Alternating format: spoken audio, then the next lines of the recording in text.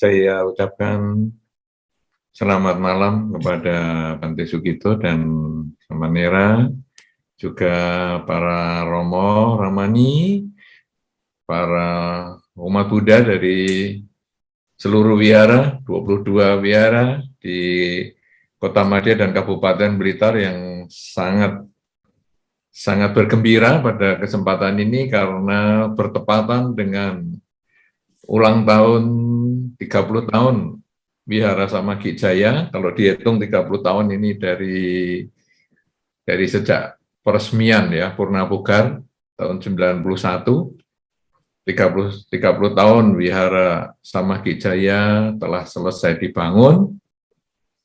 Kita bisa berkumpul bersama-sama dan sebagaimana yang dikatakan oleh pembawa acara tadi, bahwa ini adalah kesempatan pertama kita melakukan kebaktian bersama, ya, kebaktian bersama 22 wihara yang nanti secara bergilir setiap minggu sekali kita adakan dengan penceramah juga yang berbeda-beda, tapi ini juga menjadi satu hikmah atas terjadinya pandemi ini. Pandemi memang tidak kita inginkan karena membuat kita menjadi serba terbatas.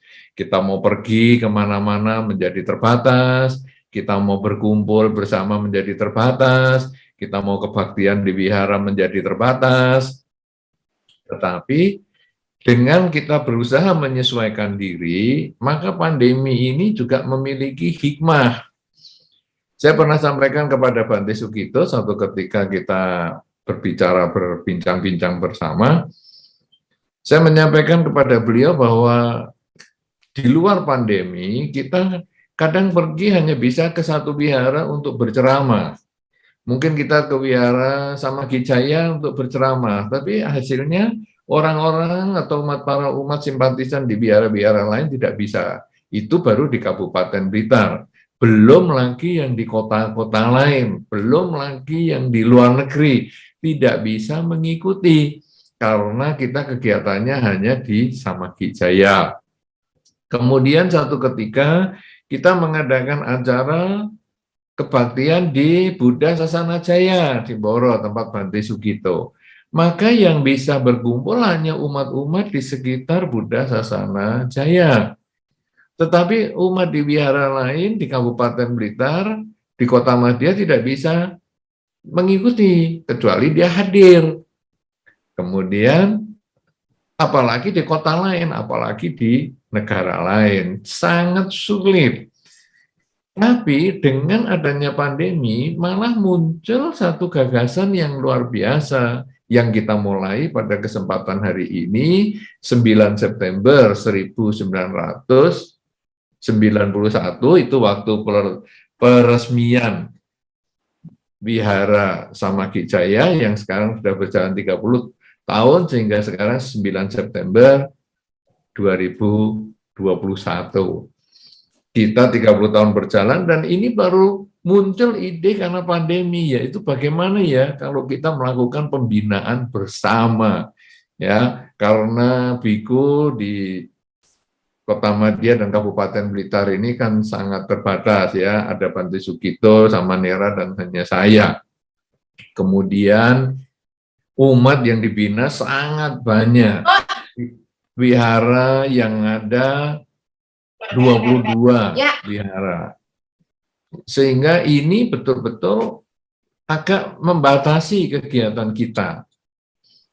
Tapi dengan adanya pandemi, malah kita bisa kebaktian bersama dan mulai hari ini nanti setiap minggu sekali, kita berceramahnya sekali, tapi 22 wihara bisa ngikuti. Bahkan nanti kalau diumumkan secara rutin, maka bukan hanya 22 wihara saja.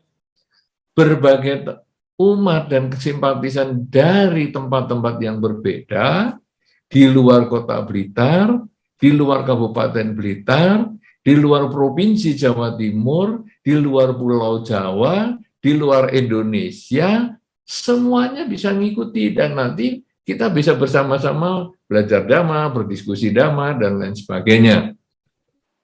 Hal yang pertama dalam ulang tahun Wihara Samaggi Jaya ini tentu kita harus memahami bahwa Wihara Samaggi Jaya sebetulnya adalah perubahan dari Wihara Meta Karuna yang dulu sebelumnya adalah digunakan umat-umat di Kota Madya Blitar, sangat terbatas, kemudian kita menerima, Sangga Theravada Indonesia menerima dana tanah, sebidang tanah dari Bapak Suroto, sekarang sudah mendiang, yang sebidang tanah ini menjadi Dhammasala Wihara Samaggi Jaya.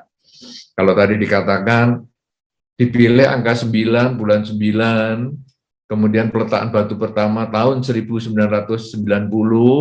pada jam 9 pagi, lebih 9 menit 9 detik, kita melakukan peletakan batu pertama, kemudian diresmikan pada tanggal 9 September 9 bulan 9 tahun 1991. Jadi 1 tahun kemudian jam 9 lebih 9 menit 9 detik ada pengguntingan pita dengan Dhammasala berukuran panjang 9 meter, lebar 9 meter, dan tinggi juga 9 meter. Nah, ini pada tahun ini peresmiannya atau pada saat mulai peresmian Purna Bukar 30 tahun. Dan seperti yang tadi disampaikan oleh pembawa acara bahwa tentu Wihara Samaggi Jaya yang berada di Kota Madya Blitar bukan hanya milik umat Kota Madya saja, tetapi menjadi milik kita bersama, baik dari Kabupaten Blitar, Kota Madya Blitar, bahkan dari seluruh dunia. Dari manapun juga Anda bisa hadir dan bisa membaca parita bersama dan lain sebagainya. Nah, dalam 30 tahun usia Wihara Samaggi Jaya, memang tadi yang disampaikan oleh pembawa acara, sudah banyak hal yang bisa dikerjakan, banyak hal yang bisa memberikan manfaat, walaupun tentu masih banyak lagi yang belum bisa dikerjakan, masih tersisa banyak juga yang belum bisa dimanfaatkan. Terutama apalagi dalam masa pandemi ini, karena itu sekarang kita bikin acara, kita membuat acara kebaktian bersama ini supaya kita bisa mendapatkan manfaat yang lebih besar lagi. Dan kalau tadi dikatakan oleh pembawa acara bahwa kita sudah mempunyai channel YouTube untuk bersama-sama belajar Dhamma, kemudian juga media-media sosial kita untuk belajar Dhamma, ini sangat luar biasa, sangat baik untuk membantu pembinaan para umat maupun simpatisan Buddhis, baik di Blitar maupun sekarang di luar Blitar pun kita bisa bantu membina sehingga semuanya dapat memberikan manfaat dan kebahagiaan.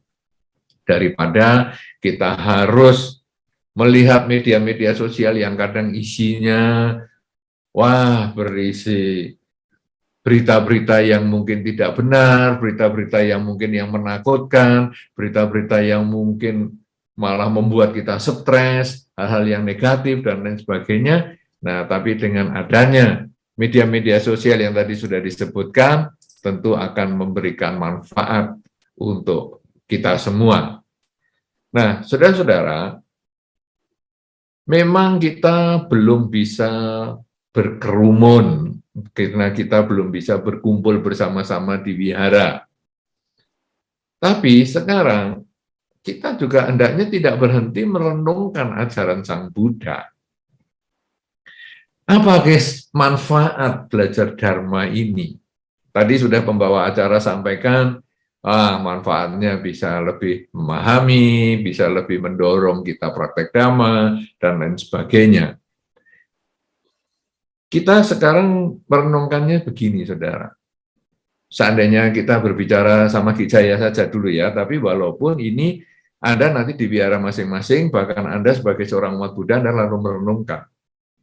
Saya sebelum kenal agama Buddha, dengan saya yang sekarang, sudahkah ada perbedaan di dalam berperilaku, di dalam cara berbicara, maupun di dalam cara berpikir? Sudahkah saya ada perbedaan? Perbedaan yang saya maksudkan di sini, apakah saya sudah menjadi lebih baik? Loh, tapi saya dulu kan memang umat Buddha dari kecil. Saya kan bukan orang yang baru belajar agama Buddha. Baik, kalau memang kita belajar agama Buddha dari kecil karena orang tua kita sudah Buddhis.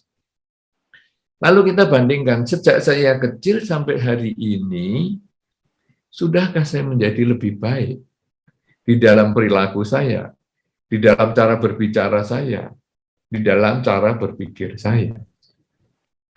Kalau saya bisa menjadi lebih baik, maka berarti saya belajar dharmanya ini sudah tepat, sudah sesuai. Karena memang dharma belajar adalah untuk memperbaiki kualitas hidup kita, untuk memperbaiki perilaku kita. Tapi kalau setelah saya belajar sekian lama, kok ya masih sama-sama aja ya? Dulu saya rasanya ya emosional, sekarang ya masih emosional. Saya dulu pembenci, sekarang ya masih tetap pembenci. Oh, kalau seperti ini, berarti sama ini. Sekian lama saya belajar Dharma, saya belum mendapatkan manfaat. Nah, tapi tidak apa-apa. Saya minimal, saya sudah belajar Dharma walaupun tidak bermanfaat, ya tidak apa-apa. Saya masih bisa ada kesempatan saya belajar lagi supaya saya di masa depan menjadi lebih baik. Karena ajaran Dharma adalah digunakan supaya saya bisa meningkat kualitas diri saya, bukan hanya sama. Nah, yang repot adalah kalau saya jadi tambah jelek. Saya dulu kenal Dharma itu, sebelum kenal Dharma, saya itu orangnya pemaaf. Saya itu mudah memaafkan mereka yang punya kesalahan dengan saya. Tapi setelah saya kenal Dharma, saya malah jadi pembenci. Saya malah tidak bisa memaafkan orang. Wah, ini agak agak salah pembinaan ini.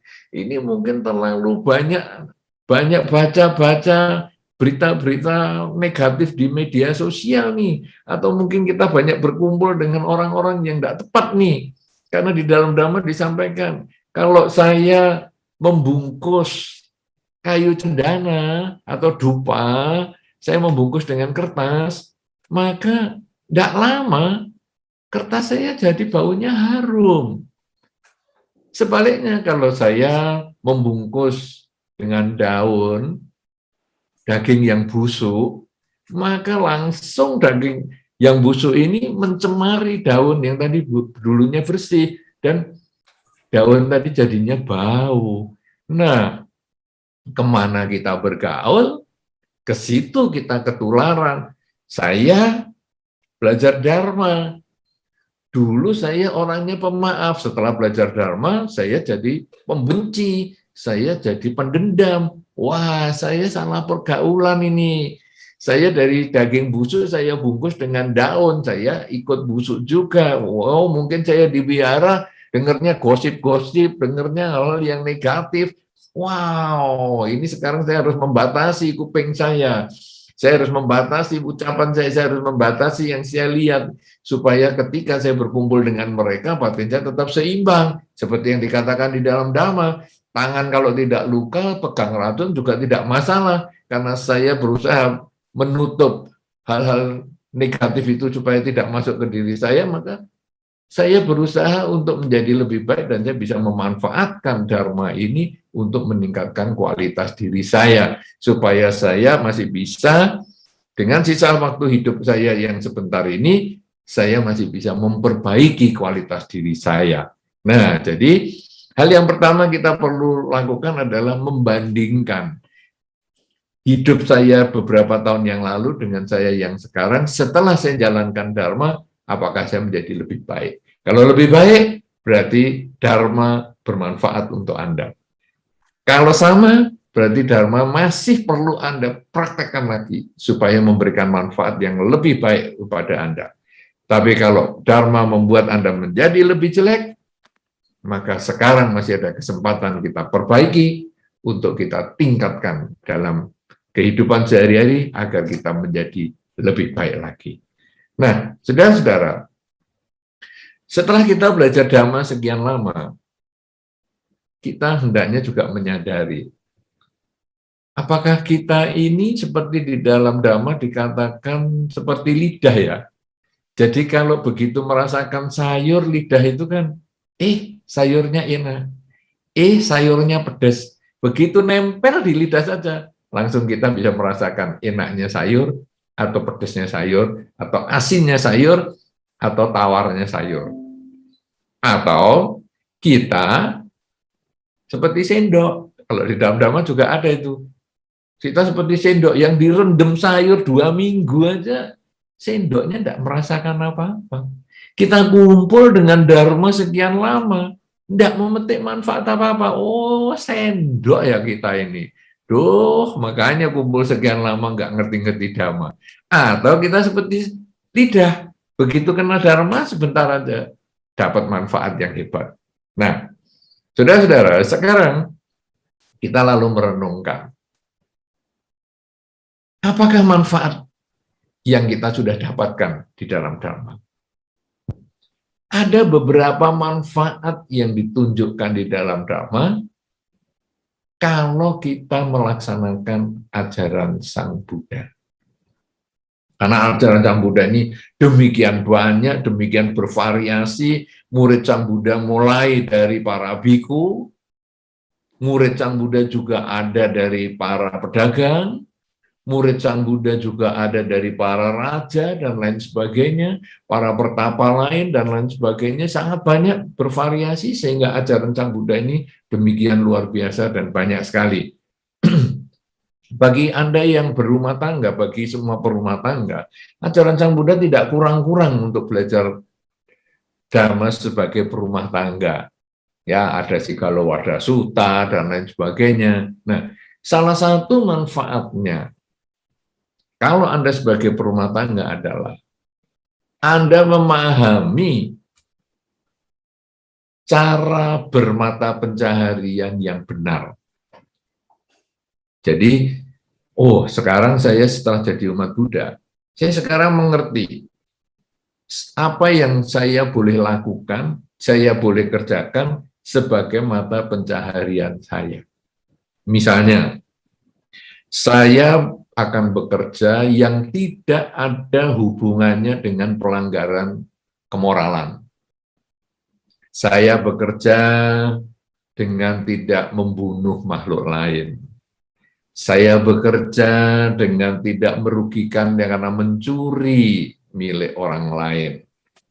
Saya bekerja yang tidak berhubungan dengan atau mengkondisikan adanya perzinahan. Saya bekerja dengan menghindari kebohongan. Dan saya juga bekerja yang tidak lagi mengkondisikan orang mabuk-mabukan. Jadi sekarang saya mengerti yang saya kerjakan. Jadi saya memperoleh penghasilan, saya memperoleh nafkah untuk hidup keluarga saya, itu dengan kondisi yang bersih. Tidak melakukan pelanggaran kemoralan. Nah, ini adalah salah satu manfaat, yaitu saya bisa bekerja dengan pedoman yang jelas, sebagaimana yang disampaikan di dalam Dhamma. Minimal tidak melanggar 5 sila. Kemudian, saya di dalam Dharma juga sudah diajarkan bagaimana selain saya bekerja dengan tidak melanggar sila, saya juga punya pedoman mempergunakan hasil pekerjaan saya supaya saya tidak bisa disebut boros, tapi saya juga tidak disebut pelit atau kikir. Nah, bagaimana ini? Nah, di dalam Dhamma sudah dijelaskan, yaitu bahwa kalau saya punya penghasilan, katakanlah penghasilan saya ini 100%, maka saya boleh menggunakan penghasilan saya untuk hidup, untuk makan, untuk minum, untuk bayar listrik, untuk bayar pulsa, dan lain sebagainya. Katakanlah ini 25%. Dari 100% itu untuk hidup 25%. Kemudian 50% saya gunakan untuk menambah modal, untuk memutar dalam pekerjaan saya, supaya pekerjaan saya semakin lama menjadi semakin besar, semakin maju. Sehingga penghasilan saya yang tadi 100% itu nilainya X, kalau bisa nanti dengan penambahan modal 100% itu bisa menjadi 2X, 3X, 10X, dan seterusnya. Ya, kemudian selain 25% untuk hidup, 50% ini untuk penambahan modal, maka 25% sisanya di dalam Dhamma disampaikan adalah untuk dijadikan cadangan. Supaya kalau mungkin kita sakit, atau mungkin ada pandemi seperti ini, atau mungkin ada usaha kita yang kurang maju, maka 25% ini bisa menjadi cadangan untuk kita tetap hidup. Dan dari 25% ini pula, kalau kita mau berdana, kita mau berbuat baik, ya, ini diambil dari yang 25%. Ini cara pembagiannya seperti itu, sehingga nanti kita tidak bisa mengatakan, oh si A boros, si B pelit. Kita lihat perbandingannya tadi. Apakah 25% untuk dia hidup, 50% untuk menambah modal, dan 25% disimpan atau berbuat baik. Nah, ini nanti yang kita bisa jadikan ukuran dia boros atau kikir. Jadi dengan kita belajar Dhamma, maka tadi yang pertama, kita tahu hal-hal yang kita mau kerjakan sebagai menambah nafkah atau mencari nafkah kita. Yang kedua adalah kita bisa mengerti cara menggunakan keuntungan kita, keuangan kita. Kemudian yang ketiga adalah kita bisa mengerti cara memilih teman. Teman ini penting sekali. Dan di dalam Dhamma berkali-kali sudah dijelaskan. Misalnya, jangan berkumpul dengan orang tidak bijaksana. Itu berkah utama. Berkumpullah dengan orang yang bijaksana. Itu berkah utama. Karena tempat kita berkumpul itu mempengaruhi pola pikir kita. Daging busuk dibungkus daun, menjadi busuk daunnya, tercemar daunnya. Dupa wangi dibungkus kertas, kertasnya ikut wangi, tercemar tapi secara positif. Jadi kita mulai mencari teman, tapi sekarang dikatakan teman yang tidak bijaksana ini gimana ya? Kok kita lalu perlu hindari? Teman yang tidak bijaksana adalah teman yang mendorong kita menambah ketamaan, menambah kebencian, menambah kegelapan batin. Sedangkan teman yang bijaksana adalah teman yang mendorong kita untuk berlatih mengurangi ketamaan, mengurangi kebencian, mengurangi kegelapan batin, sebagaimana yang disarankan di dalam Dharma.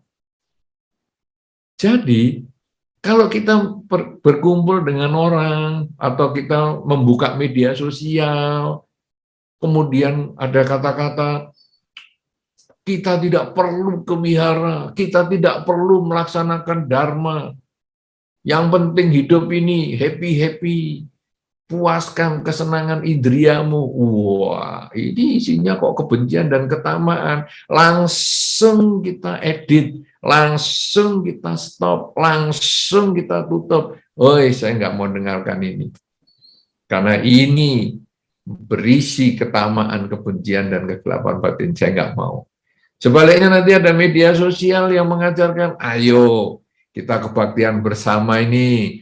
22 wihara di Kota Madya dan Kabupaten Blitar, ayo kita kebaktian bersama. Wah, ini hal yang positif banget. Kita berkumpul tapi dalam bentuk virtual, dalam bentuk dunia maya, karena kita kan memang belum boleh berkerumun karena masih PPKM sekarang, masih ada pembatasan ya, karena pandemi masih belum selesai. Tapi sekarang dengan kita bisa bertemu secara online begini, dan kita bisa membahas Dharma, ini sangat bermanfaat. Wah, kalau begitu, ini bisa untuk mengurangi ketamaan, mengurangi kebencian, mengurangi kegelapan batin. Wah, ini saya akan ikuti. Nanti saya akan cari dari sumber-sumber dharma ya, ataupun dari sumber-sumber media sosial di Blitar dan sekitarnya ini, kapan lagi ya ada pertemuan lagi 22 wihara ini, kapan lagi ya, kapan lagi ya.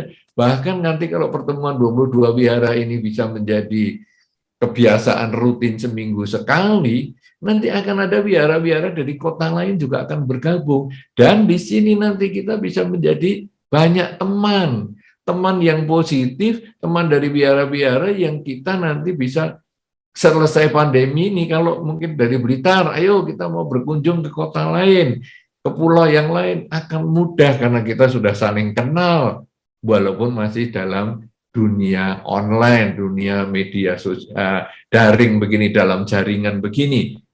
Tapi nanti akan bisa ditindaklanjuti ketika pandemi selesai. Nah, ini adalah manfaatnya kita berteman. Jadi di wihara pun sebetulnya menjadi kesempatan kita berteman dengan orang-orang yang bijaksana. Nah, jadi yang pertama tadi, kita di wihara mendapat manfaat karena kita mengerti, kita mendapat tuntunan, punya mata pencaharian yang benar. Yang kedua, kita di wihara mendapat tuntunan bagaimana kita menggunakan hasil dari mata pencarian yang benar tadi untuk kita manfaatkan tanpa merugikan diri sendiri, tapi memberikan manfaat untuk banyak orang. Yang ketiga, di wihara kita juga bisa memilih teman, sehingga kita menjadi orang yang lebih bijaksana, karena kita punya kesempatan untuk mengurangi ketamaan, kebencian, dan kegelapan batin.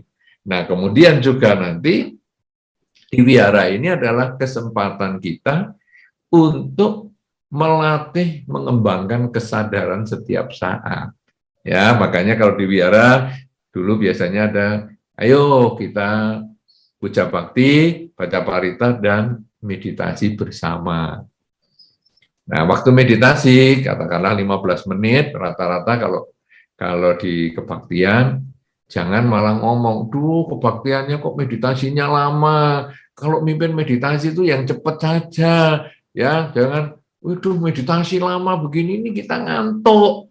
Lebih baik meditasi mulai, belum nutup mata, selesai. Itu lebih gampang. Jangan 15 menit, kesuwen, terlalu lama. Oh, ini justru meditasi ini adalah hal yang tidak bisa dilepaskan dari kita sebagai seorang umat Buddha. Karena kita kemudian berusaha mengenal pikiran kita sendiri.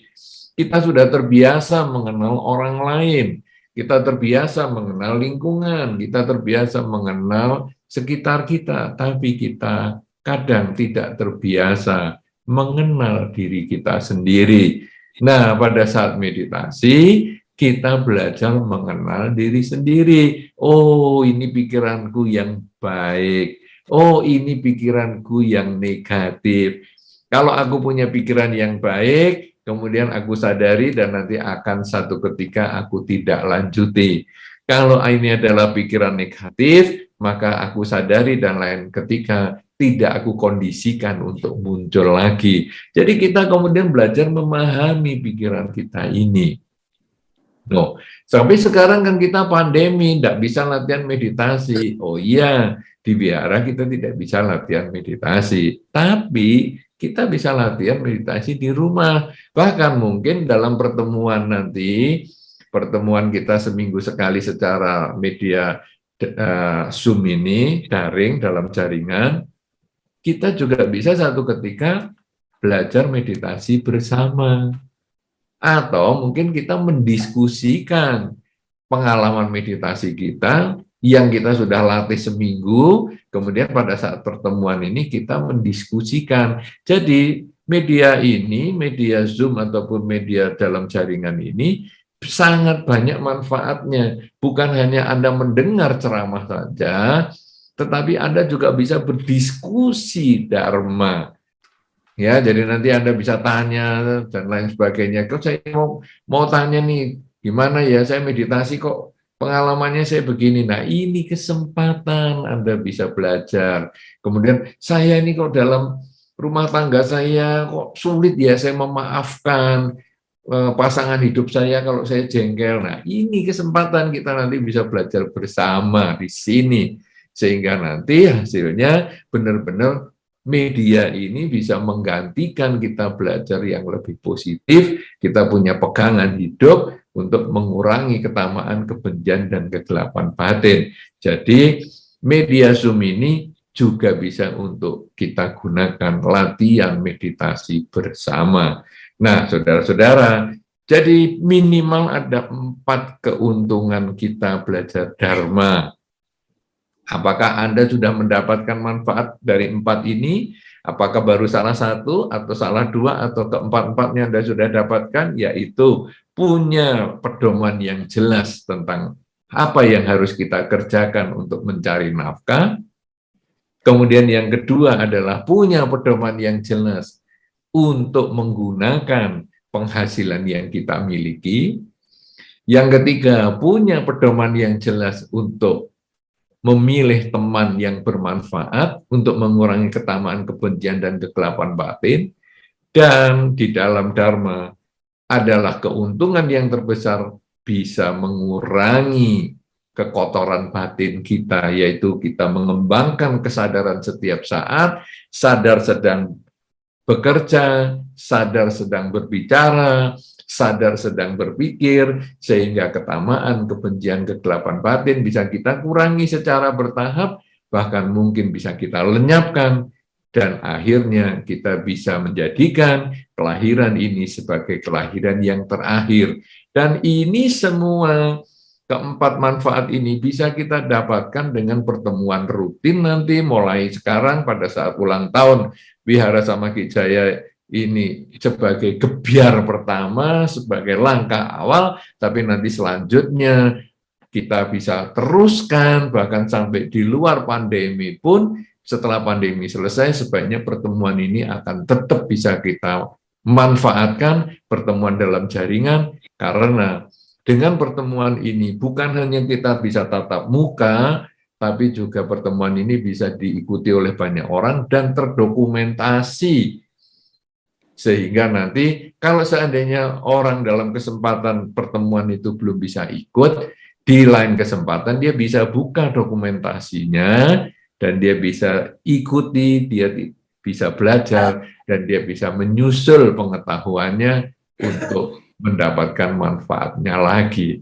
Nah, saudara-saudara, inilah sesungguhnya menjadi satu kemajuan kita, khususnya yang di Kota Madya dan Kabupaten Blitar, karena kita menjadikan kesempatan ulang tahun Samakijaya ini sebagai satu titik awal. Ya, kebetulan saja nih, pas ulang tahun Samakijaya, bukan berarti mengutamakan Samakijaya itu tidak, tapi hanya kebetulan bulan ini ulang tahun Samakijaya kita jadikan titik awal, titik tolak untuk kita mengubah cara kita bergaul, daripada kita berkerumun di wihara, kita mengubah cara bergaul kita untuk secara dalam jaringan, dan kita menyemangati diri kita masing-masing untuk menjadikan media ini sebagai tempat belajar Dharma, tempat untuk mendapatkan semangat menjalankan Dharma di kehidupan sehari-hari, sehingga hasilnya ketamaan, kebencian, kegelapan batin bisa kita kurangi sedikit demi sedikit, bahkan mungkin kita lenyapkan sama sekali di dalam kehidupan ini, sehingga kehidupan ini bisa menjadi kehidupan yang terakhir, sehingga kita tidak terlahirkan kembali. Semoga dengan 30 tahun usia Wihara Samakijaya akan semakin banyak manfaat yang bisa diberikan, semakin banyak manfaat yang bisa Anda dapatkan, dan semoga dengan Anda melaksanakan Buddha Dharma di kehidupan sehari-hari, semakin banyak pula kesempatan Anda memperoleh kebahagiaan, dan semakin banyak pula Anda membahagiakan orang-orang di sekitar Anda, pasangan hidup Anda, keluarga Anda, tetangga Anda, masyarakat Anda, bahkan semua makhluk, baik yang tampak maupun yang tidak tampak. Semoga Anda semua berbahagia. Semoga semua makhluk berbahagia. Sabe Sata Bawantu Sukitata. Saya silahkan kepada peserta Zoom untuk menunjukkan jari seperti ini, membuka videonya. Ya, Mas Adi Titi dari Tulungagung, silahkan Mas. Namo Buddhaya. Ya, Namo Buddhaya. Pada semuanya dan pada Yang Mulia Bante, tamu Mahathira. Saya Adi dari Tulungagung, mau bertanya tentang alokasi waktu yang ideal. Seberapa banyak untuk kegiatan sosial dan wihara. Karena tadi kan sudah disebutkan bahwa untuk alokasi dana ya, ada yang 50% untuk modal, 25% untuk kehidupan sehari-hari, dan 25% untuk kegiatan sosial. Kalau ini alokasi waktu itu idealnya seberapa ya? Karena banyak umat-umat Buddhis sendiri yang pakai alasan sibuk yang tidak ada waktu ya, kalau misalnya ada acara-acara kegiatan sosial atau undangan-undangan dari wihara begitu. Itu yang mungkin saya tanyakan, Bante. Terima kasih. Namo Buddhaya. Baik, Saudara Adi Titi, ya luar biasa. Sekarang kita bisa tahu bahwa ternyata kita bukan hanya 22 wihara di Kota Madya dan Kabupaten Blitar saja pesertanya, tetapi juga ternyata dari Tulungagung, ya mungkin nanti dari Ngunut dan lain sebagainya, ya kita nanti bisa lihat lagi nanti lebih banyak lagi dengan pertanyaan dengan penanya-penanyanya. Nah, pertanyaan tadi sangat bagus. Bagaimana ya kita membagi waktu antara spiritual dan keduniawian ini? Bagaimana ini? Saudara-saudara, tentu kita punya kebijaksanaan masing-masing. Anda yang kebetulan tidak terlalu sibuk, mungkin Anda bisa gunakan waktu spiritualnya lebih banyak. Tapi Anda yang kebetulan sibuk, maka spiritualnya Anda ya secukupnya saja. Bagaimana sekarang yang secukupnya? Sangat baik kalau kita membiasakan untuk membaca parita dan bermeditasi pagi bangun tidur dan malam menjelang tidur. Ini minimal sangat baik sekali ya. Jadi pagi bangun tidur kita membaca parita katakanlah 15 menit, kemudian meditasi 15 menit, setengah jam pagi. Kemudian malam membaca parita lagi 15 menit, meditasi 15 menit. Sesibuk apapun juga, cobalah setengah jam pagi dan setengah jam malam itu. Kadang-kadang orang mengatakan, waduh aku sibuk gini, dibiasakan. Karena dengan kita rutin dan biasa, pokoknya pagi bangun tidur, kita misalnya mau sibuk jam berapa nih? Jam 7 pagi, oke, saya setengah jam sebelum jam 7 saya bangun dulu. Jadi setengah 7 saya bangun, kemudian saya baca parita, saya meditasi, kemudian nanti jam 7 baru ada kesibukan. Nah sekarang saya mau tidur jam berapa nih? Jam 10 malam. Oke, kalau gitu saya tidurnya sekarang saya malamkan sedikit setengah jam, setengah 11. Jadi setelah mau tidur, saya membaca parita dulu seperempat jam, kemudian meditasi seperempat jam. Itu minim saja. Nah nanti dalam kegiatan sehari-hari, kalau saya ada waktu, yang tadi Saudara Adi Titi ngomong, wah orangnya sibuk nih, diajak ke wihara nggak mau misalnya, atau tidak bisa diajak kegiatan-kegiatan sosial, ya sudah, tapi minimal dia pagi bangun tidur, malam mau tidur, sudah ada yang dia kerjakan secara spiritual. Nah, kalau nanti ada hari-hari tertentu dia kebetulan tidak sibuk, baru diajak kegiatan sosial, baksos, dan lain sebagainya, dia bisa ikut. Ya, ini makanya butuh kebijaksanaan, tapi minimal pagi bangun tidur, malam mau tidur. Kalau Anda waktunya panjang, karena kesibukannya tidak banyak, baca paritanya mau lebih panjang, boleh setengah jam. Kemudian meditasinya juga mau lebih panjang, setengah jam, boleh. Jadi 1 jam pagi, 1 jam malam. Atau baca paritanya tetap 15 menit, meditasinya 45 menit. Silahkan, itu tidak masalah selama Anda tidak terganggu dengan kegiatan sehari-harinya. Ini butuh kebijaksanaan. Tiap rumah tangga, tiap orang berbeda. Begitu, Saudara Adi Titi, mudah-mudahan bisa menjawab yang ditanyakan. Ya, baik. Terima kasih untuk Adi Titi yang sudah bertanya, dan mudah-mudahan yang diberikan jawaban oleh Yang Mulia tadi benar-benar bisa menjawab dari pertanyaan Anda. Dan baik, saya lanjutkan untuk yang di chat ya. Tadi saya sempat baca, Bante, yang di chat itu Ibu Diah ya kalau nggak salah. Itu bertanyanya seperti ini. Apakah melanggar sila pekerjaan akupuntur? Kan itu menyakiti. Pertanyaannya lucu seperti itu, Bante. Silakan. Baik. Pertanyaan yang sangat menarik, yaitu kalau saya bekerja sebagai ahli akupuntur, apakah saya ini karma buruk ya? Karena kan menyakiti. Nah, saudara-saudara, orang yang mau di akupuntur yang ditusuk jarum itu kan datang. Kemudian dia merelakan dirinya ditusuk. Dan dia bayar lagi. Itu kan sama dengan nanti kalau Anda jadi dokter, tanya, gimana ya, saya ini jadi dokter, kan nyuntik orang ini. Vaksin lah, sekarang kan zamannya vaksinasi nih. Saya kan kasih vaksin orang nih, apa enggak karma buruk ya, orangnya enggak ngapa-ngapa langsung dicoblos jarum sampai berdarah kemudian ditutup pakai plester ini. Apa gimana ya? Saya petugas palang merah ini bagaimana ya, saya ngambil darahnya orang, kan saya melukai itu sampai darahnya dapat satu kantong. Apakah ini saya karma buruk? Nah, saudara-saudara, karma itu kan niat. Jadi Anda niatnya apa?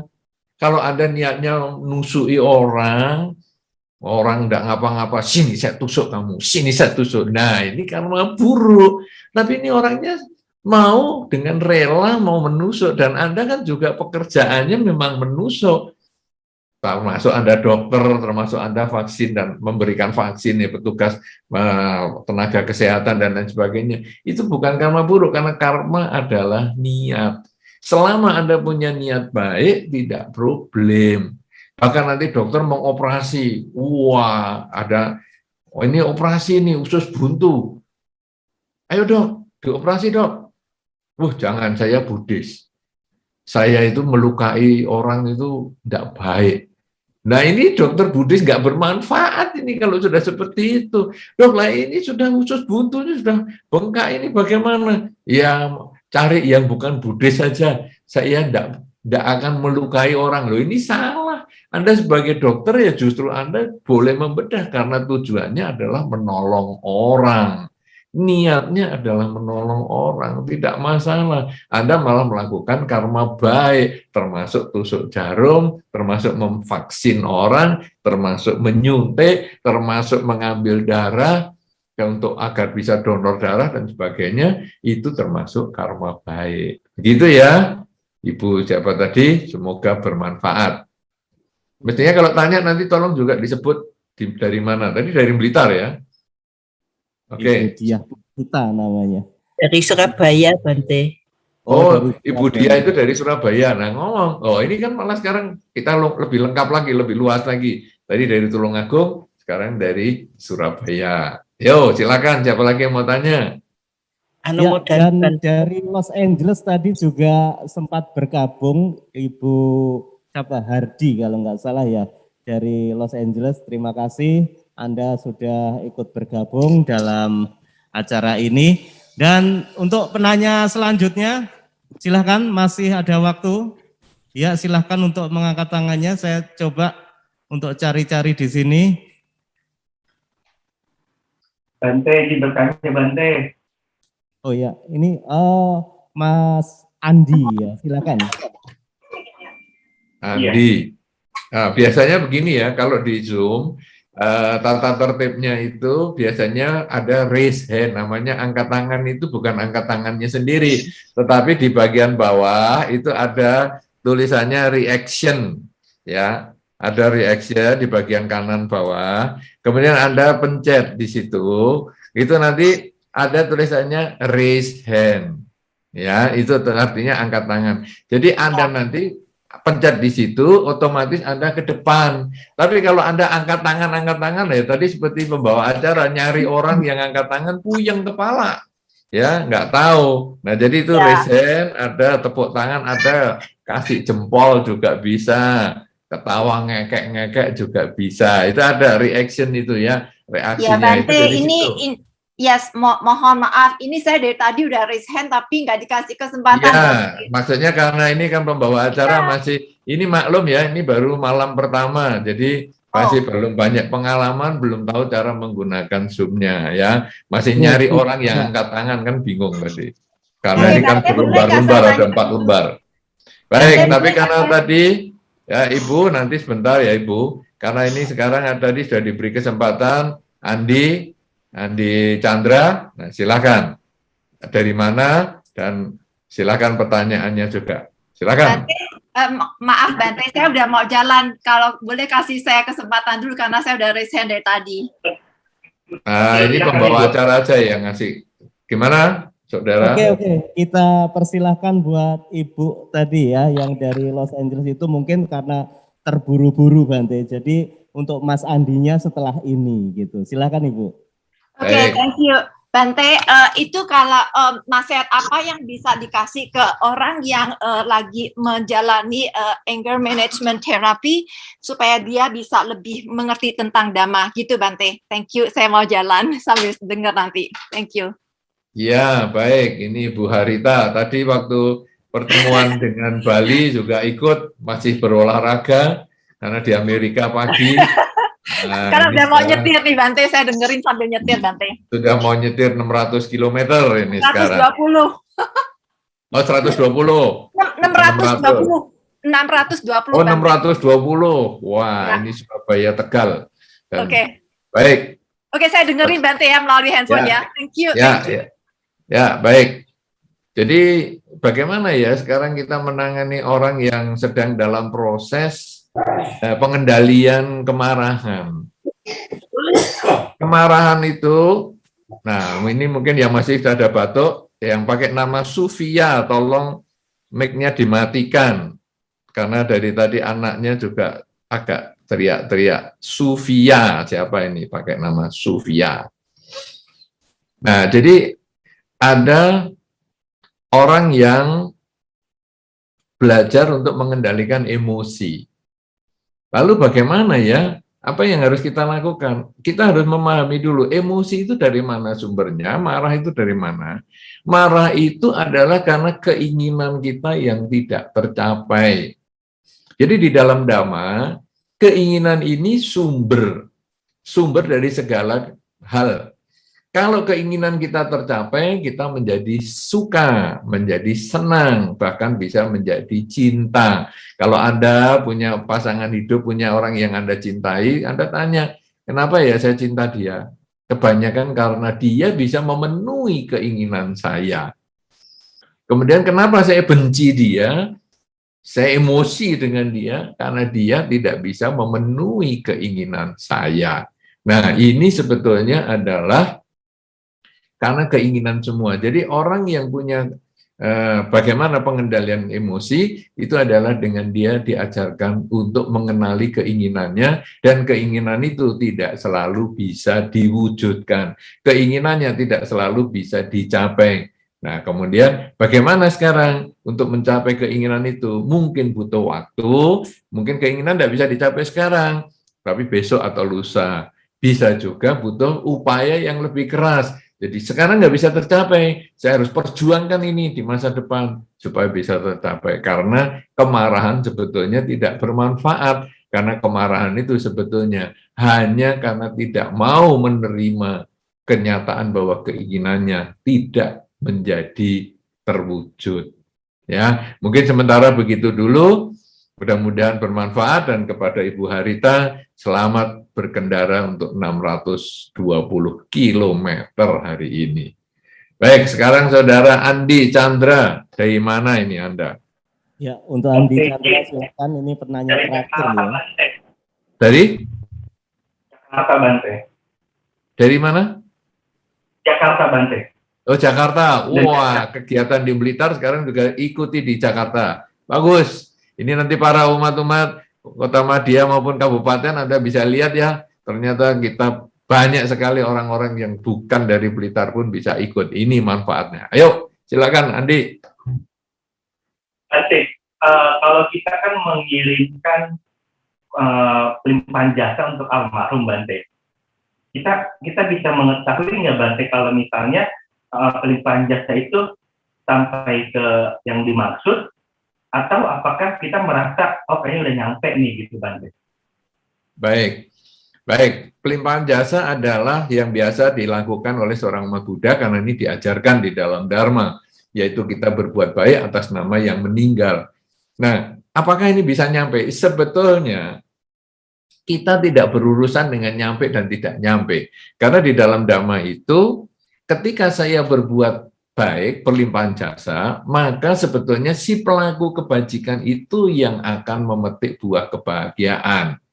Nah, kemudian saya limpahkan jasanya kepada mendiang si A atau semua makhluk yang berhubungan karma dengan saya misalnya. Kalau seandainya mereka dalam kondisi bisa menerima, maka dia bisa berbahagia dan mungkin kalau karma baiknya cukup karena kebahagiaan itu, dia bisa terlahir di alam yang lebih baik. Tapi kalau dia tidak bisa terima, tetap kita yang memetik karma baik sendiri karena kita sudah berbuat baik. Nah, itu pada prinsipnya. Tetapi ada makhluk-makhluk tertentu, entah itu keluarga kita ataupun leluhur kita, kadang-kadang bisa memberi mimpi. Sehingga ketika kita sudah melakukan pelimpahan jasa, ada satu cerita juga, satu kesempatan dulu, orang berbuat baik dengan berdana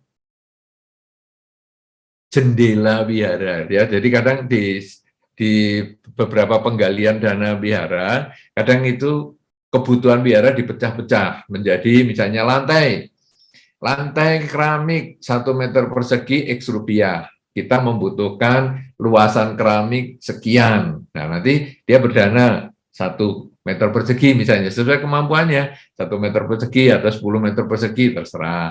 Kemudian ada jendela nilainya sekian, pilar sekian, genteng 1 sekian, nanti kita butuh sekian ribu genteng. Nah, nanti saya berdana 10 genteng aja, saya berdana 1 genteng aja, misalnya dia anak kecil, saya berdana 1 genteng aja, dan lain sebagainya. Nah, ada satu ketika seorang umat berdana jendela wihara. Hanya 1 jendela, kemampuannya dia segitu, ya, dari banyak jendela.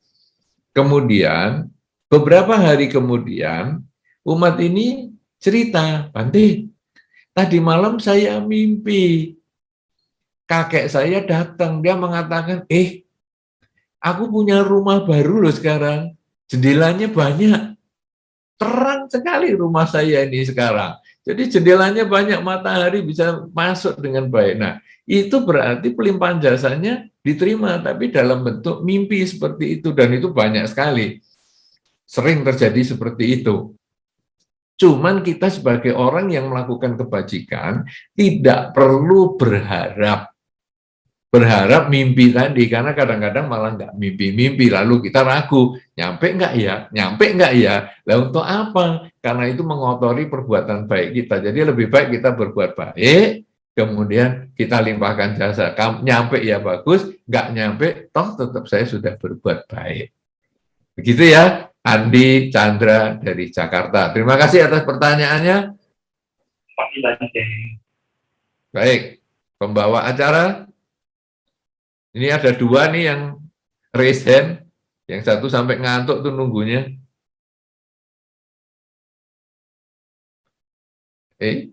Langsung saya jawab atau gimana nih? Alika, ya. Janyakowida. Namanya hebat Alika sekali. Janyakowida. Kowida dari mana nih? Dari Bangka Belitung, Pangkal Pinang. Ini Bangka Belitung. Woi, luar pulau. Ini luar biasa nih, Blitar. Hebat. Iya, Bante, Namo Buddhaya. Namo Buddhaya, silakan Anda tanya. Ini mengenai masalah karma, Bante.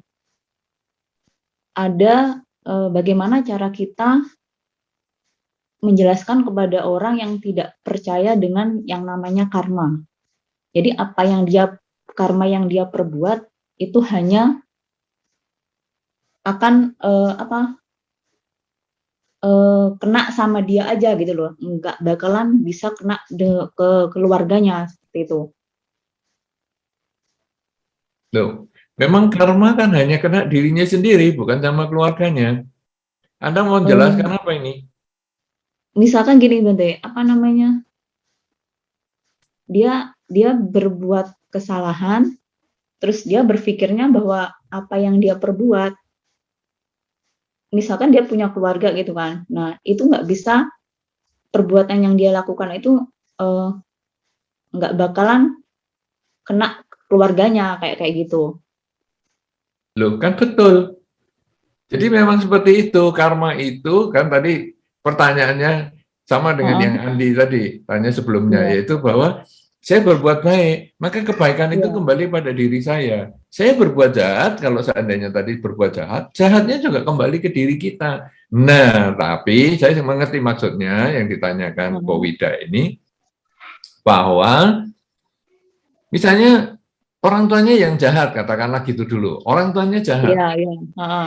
Anaknya kan jadi ikut, oh ini kan anaknya si penjahat nih. Ya, itu seolah-olah karena karma turunan, atau orang tuanya jahat terus anaknya cacat. Wah, ini kan karmanya orang tua. Bukan. Di dalam agama Buddha, karma itu tidak menurun, tidak dipindahkan, dan tidak kemana-mana. Karma itu akan ke diri sendiri. Loh, tapi ceritanya gimana? Ini orang tuanya jahat, anaknya cacat. Nah, orang tuanya jahat, dia bikin karma buruk. Dia akan berbuah sendiri. Nah, anak yang cacat ini karena dia punya karma buruk sendiri di kehidupan yang sebelumnya. Sehingga ketika dia lahir di dunia ini sebagai anak cacat, dia punya karma yang sama dengan orang tuanya itu, sehingga dia lahir di keluarga orang tua yang jahat ini. Sehingga dari jauh, dari luar orang mengatakan, ini menurun nih, si orang tua jahat maka anaknya cacat. Tidak. Secara karma, orang tuanya jahat, dia akan memetik buah karmanya sendiri, anak yang cacat ini, karena buah karma yang dia lakukan dulu di kehidupan sebelumnya. Nah, sekarang dia lahir di situ, orang tuanya stres, kok anak saya kok enggak seperti biasanya. Nah, stresnya ini dia memetik buah karmanya sendiri si orang itu. Nah, sekarang sebaliknya anak juga begitu. Anaknya yang berbuat jahat, orang tuanya dibully di masyarakat. Wah, kamu anaknya itu si jahat begitu. Gimana nih kamu punya anak kok kelakuannya kayak gitu, nggak sama dengan kamu. Nah, ini bagaimana? Apakah ini karmanya berpindah? Juga tidak. Si anak berbuat jahat, maka dia akan memetik buah karmanya pada satu ketika. Loh, orang tua ini dibully kan akibat anak, betul. Tetapi orang tua dibully ini karena dia memetik buah karmanya sendiri, si orang tua yang pernah dia lakukan sebelumnya. Apakah mungkin dia membuli orang dan lain sebagainya. Karena bagaimanapun juga setiap makhluk punya timbunan karma baik dan karma buruk sendiri. Ya, jadi mereka bergabung menjadi satu keluarga karena ada ikatan karma yang sejenis, tapi tidak saling berbagi, saling menurunkan, tidak memindahkan karma, tidak. Cuman saling mengkondisikan karma yang satu berbuah sesuai dengan kondisinya. Jadi misalnya ini anaknya baik, pandai, wah orang tuanya ikut berbahagia itu, ya sampai dimasukkan di berita-berita internasional karena anaknya juara dan lain sebagainya. Loh, apakah ini karmanya berpindah? Tidak. Anaknya yang pandai ini dia punya karma sendiri. Kemudian orang tuanya yang bisa sampai terkenal di seluruh dunia, dia juga sedang memetik buah karmanya sendiri yang terkondisi berbuahnya karena anak ini datang. Itu tadi yang sebetulnya saling mempengaruhi. Begitu ya, jadi Anda memiliki pengertian yang sedikit berbeda dan orang itu sebetulnya sudah benar, tinggal nanti Anda menyesuaikan diri aja. Mudah-mudahan penjelasan ini bisa dimengerti. Ya, anumodana Bante, terima kasih. Sama-sama.